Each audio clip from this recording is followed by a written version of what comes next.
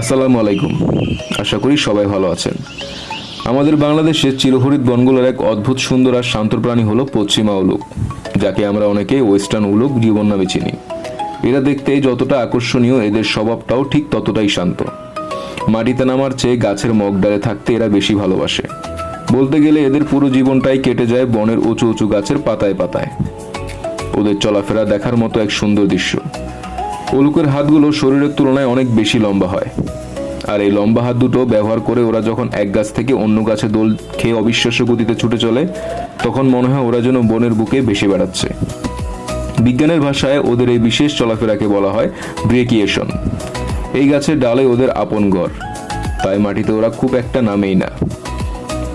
তবে বনের এই শান্ত পরিবেশটা প্রতিদিন ভোরবেলা মেতে ওঠে এক সুরেলা জাদুতে। একদম কাকডাকা ভোরে পুরো বন জুড়ে শোনা যায় উলুকের জোরে আর মিষ্টি এক ডাক। এই ডাকের পিছনে কিন্তু খুব সুন্দর কিছু কারণ আছে। ওরা এই ডাক দিয়ে মূলত পুরো বনকে নিজের এলাকা জানিয়ে দেয়। দূর থেকে নিজেদের জীবনসঙ্গীর সাথে যোগাযোগ রক্ষা করে, আর কোনো বিপদ দেখলে অন্য উলুকদের সতর্ক করে দেয়।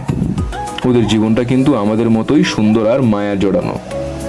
উলুক সাধারণত খুব ছোট একটা পরিবার নিয়ে থাকে, যেখানে থাকে কেবল মা, বাবা আর তাদের একটা বা দুটি বাচ্চা। মা আর বাবা দুজনেই মিলেমিশে পরম মমতায় ওদের বাচ্চার যত্ন নেয়। আর এই ছোট উলুক ছানাটি অনেকদিন পর্যন্ত তার মায়ের আঁচল ঘেঁষে মায়ের সাথে সাথেই থাকে। খাবারের তালিকায় ওদের প্রথম পছন্দ হলো বনের মিষ্টি পাকা ফল, কচি পাতা আর সুন্দর সুন্দর ফুল। মাঝে মাঝে অবশ্য ওরা ছোটখাটো পোকামাকড়ও খায়। তবে মজার ব্যাপার হলো, ফল খেতে এত বেশি ভালোবাসে বলে ওরা পুরো বনের ফলের বীজ ছড়িয়ে দেয়। আর এভাবে ওদের হাত ধরে বনে প্রতিনিয়ত নতুন নতুন গাছের জন্ম হয়।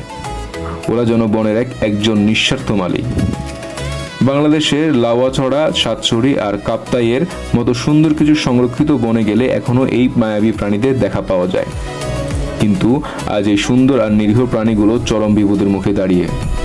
আমাদের নিজেদের প্রয়োজনে আমরা প্রতিনিয়ত বন কেটে ফেলছি। মানুষের বসতি বাড়ছে, আর বড় বড় বনগুলো ছোট ছোট টুকরোয় আলাদা হয়ে যাচ্ছে।